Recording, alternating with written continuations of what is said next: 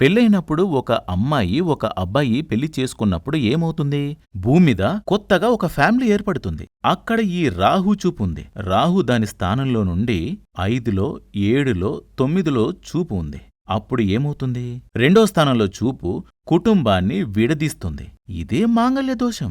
కాబట్టి ఈ శాస్త్రం తెలియకుండా ఈమె జాతకం వీళ్లకు తెలీదు. జ్యోతిష్యం తెలిసిన వ్యక్తి ఆమె బ్రదర్లాగే ఉన్నారు. ఆయనకి జ్యోతిష్యం తెలిసినప్పటికీ ఈ శాస్త్రం ఆయనకి తెలీదు. ఆయన యొక్క ఫ్యామిలీ ఆస్ట్రాలజర్గా ఉన్నటువంటి ఆ ఆచార్యుడికి ఈ శాస్త్రం తెలీదు. ఆయన ఇది మాత్రమే చూశారు. గురువు 7వ స్థానంలో ఉంది, ఆ ఒకటి మాత్రమే ఆయన చూశాడు. మిగిలిన విషయాలు ఆయన చూడలేదు. ఇంకొక విషయం కూడా ఉంది. 8వ స్థానంలో కుజుడున్నాడు. కుజుడు నీచంగానే ఉన్నాడు. అయినప్పటికీ 8లోనూ కుజుడు శుభంగానే ఉన్నాడు.